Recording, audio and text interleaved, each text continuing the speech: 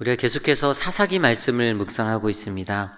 오늘 우리에게 주시는 하나님의 귀한 말씀 안에서 주님의 은혜를 경험하는 우리 모두가 되기를 간절히 소망합니다. 오늘 우리에게 주신 하나님의 말씀의 제목, 내 삶의 왕은 누구인가? 라는 말씀의 제목으로 함께 말씀 나누어 보겠습니다. 내 삶의 왕은 누구인가? 21세기 오늘날을 살아가는 우리들의 세상을 둘러보면 참으로 수많은 어려움이 있습니다. 그냥 국제적인 정세만 보아도 아프가니스탄의 탈레반의 사건들, 그리고 기니의 쿠데타, 그리고 경제적으로는 제2의 리먼 사태라고 불리우는 중국의 헝다라는 그러한 부동산 업계의 큰 기업이 파산할 거라는 그러한 소식들로 세상은 뒤숭숭해져만 가고 있습니다. 그리고 세상을 자세히 들여다보면 더 많은 불의와 부조리, 악행들, 그냥 우리들이 쉽게 생각할 수 없는 그러한 도덕적인 타락, 윤리적인 타락이 세상 가운데는 만연되어져 있는 것이 바로 오늘날 우리가 살아가는 이 시대의 모습들입니다. 이러한 미궁 속과 같은 시대를 예전에 이찬수 목사님은 본인의 저서에서 그것을 미궁이다라고 표현하였습니다. 그분이 썼던 그 책의 제목, 우리가 잘 아는 내가 어찌 너를 버리겠는가라는 그 호세아서의 내용을 가지고 그분이 썼던 그 책에서 이러한 타락과 불의가 가득한 아주 혼란한 시대를 미궁이다라고 표현한 것. 여러분들 미궁이라는 단어가 어떠한 뜻인지 아십니까? 그분이 그 책에서 그 미궁이라는 단어를 설명한 것은 그리스 신화에 나온 이야기 미궁이라는 단어에서 이 우리말 미궁이라는 단어가 왔다라고 설명을 하고, 그 그리스의 신화가 어떠한 것이냐면 크레타 왕 미노스의 아내가 우두인 신의 괴물을 낳아서, 근데 그 괴물을 낳았을 때 그 사람들이 그 괴물을 가두기 위해서 들어가는 출구는 여러 개가 있으나 나오는 길을 찾기 힘든 그러한 미궁의 그런 미로와 같은 것들을 만들었는데, 그래서 거기에서 유래된 그곳의 이름이 라비린토스라는 그러한 미궁이었습니다. 그것에서 바로 이 미궁이라는 우리말이 유래돼서 미궁이라는 단어로 우리말 단어 사전에도 쓰여지고 있다라는 것이었죠. 결국에 세상은 이처럼 혼란한 그러한 모습들을 가지고 우리에게 나아갑니다. 그리고 그곳에서 우리도 미궁과 같은 그러한 헤매을 하고 있고, 그 속에서 허우적거리고 나가야 하는 온전한 길을 찾지 못한 채 여기저기 헤매는 모습이 바로 미궁 속에 빠져있는 우리 인간들의 모습이 아닌가 싶습니다. 바로 우리가 오늘까지 묵상한 사사기 1장부터 21장까지의 모든 내용도 바로 이스라엘 역사 속의 미궁 속의 인생을 우리에게 보여주고 있었습니다.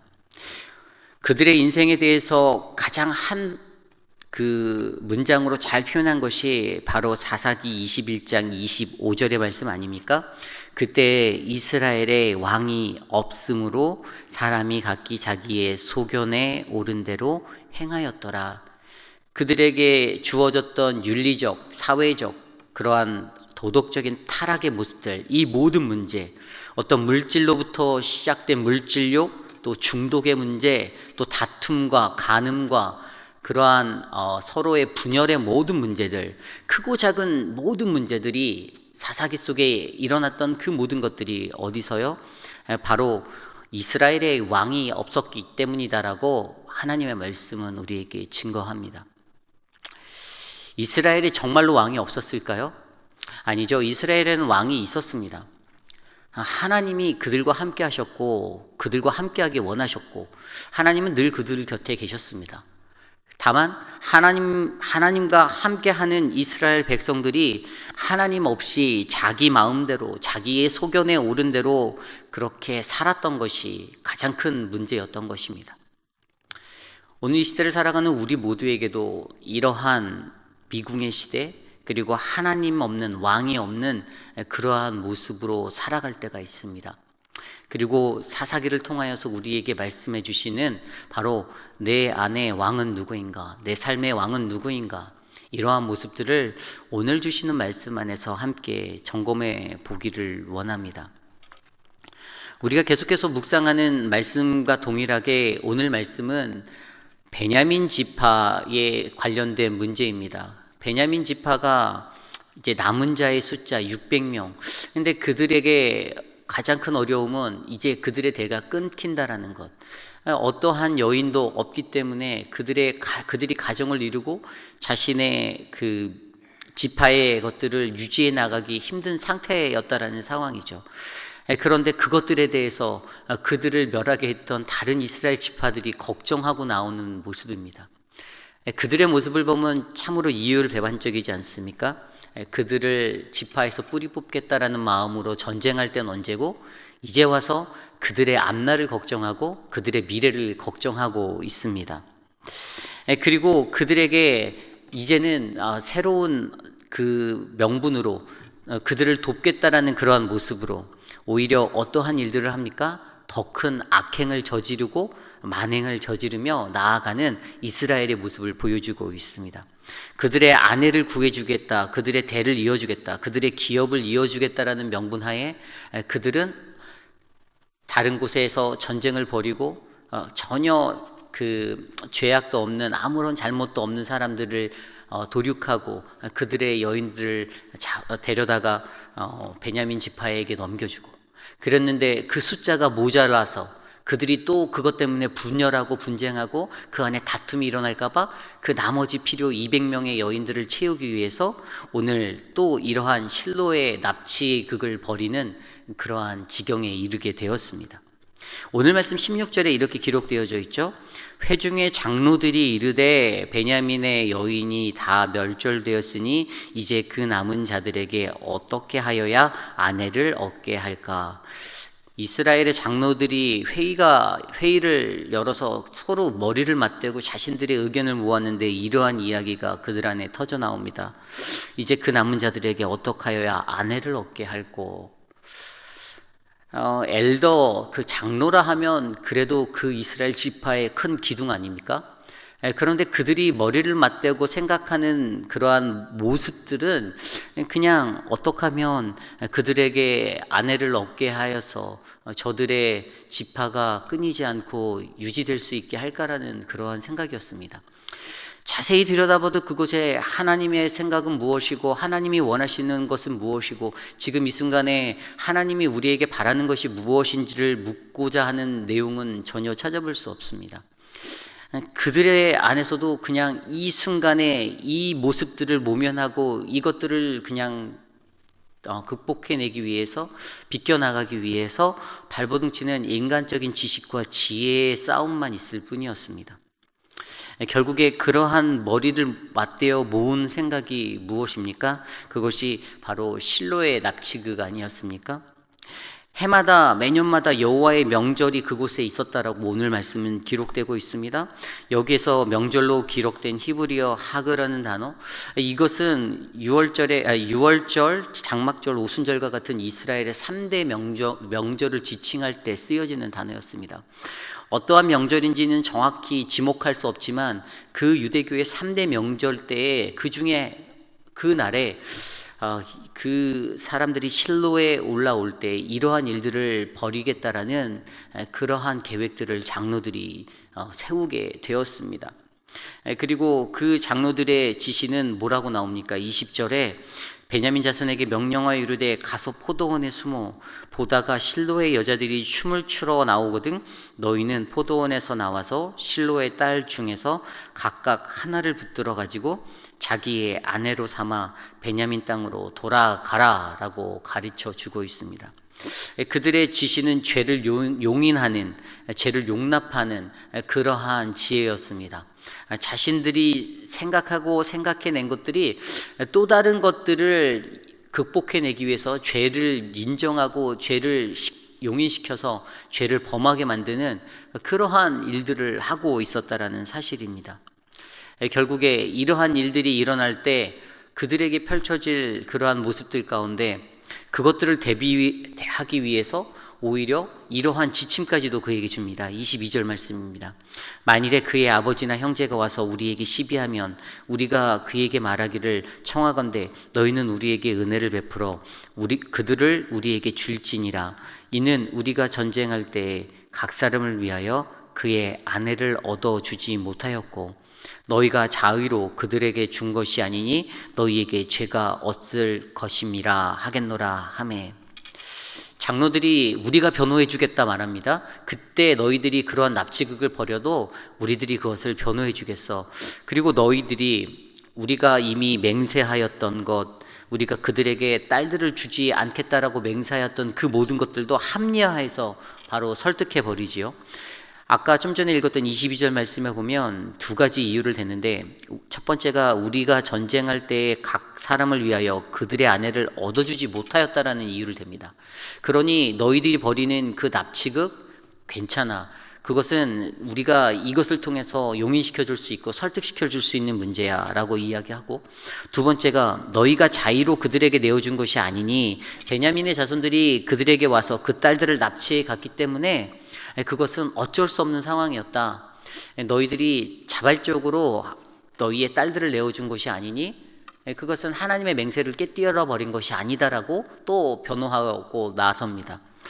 이처럼 장로들이 모여서 머리를 맞대고 생각했던 그러한 지혜는 악에서 악을 부르는 그러한 모습이었습니다. 결국 이 모든 것의 문제가 앞서 처음에 설명드린 대로 이스라엘에는 왕이 없었기 때문, 그들에게는 하나님 없이 살아가고자 하는 그러한 마음, 자기의 소견대로, 자기 마음대로, 자기의 입맛에 맞는 대로 살고자 했던 그러한 모습들 때문이었다라고 오늘 말씀은 우리에게 전해주고 있습니다. 이 세상을 살아가면서 그리스도인에게 가장 중요한 것은 나의 왕좌에 누가 계신가입니다. 제가 예전에 CCC에서 사역리를 가지고 캠퍼스에서 전도를 할 때마다 사역리에 가장 나와 있는 좀 이렇게 핵심적인 부분이 바로 영접에 관한 부분인데, 거기에서는 그림으로 그것을 설명할 때 동그라미 원 안에 의자를 하나 그려놓고 그 의자에 내려와 있는 사람을 그려놓은 그림, 또 다른 하나의 그림은 동그라미 안에 그리고 의자를 그려놓고 의자 위에 올라가 있는 이 두 그림으로 설명합니다. 동그라미는 내 인생을 설명하고 내 인생 가운데 의자는 중심 왕좌를 설명합니다. 과연 내 인생의 중심에 내가 있느냐, 내가 그 아래 내려가 있는가, 이것을 가지고 우리들 안에서 그리스도를 나의 하나님, 나의 구주로 영접한 자 또는 그렇지 못한 인생으로 표현하여 설명하였습니다. 우리들의 인생 가운데 과연 우리들의 중심에 내 왕좌에는 누가 계십니까? 예수님을 믿는다 하면서도 사실은 그 의자, 그 왕좌에 내가 앉아 있는 사람들이 너무나도 많습니다. 저도 때로는 내 생각이 앞서서 다른 사람들을 헤아리지 못하고 이해하지 못하고 살아갈 때가 많습니다. 사역자로 살아갈 때에도 동일하죠. 거기에는 목사건 장로건 그 어떠한 것들이건 예외가 없습니다.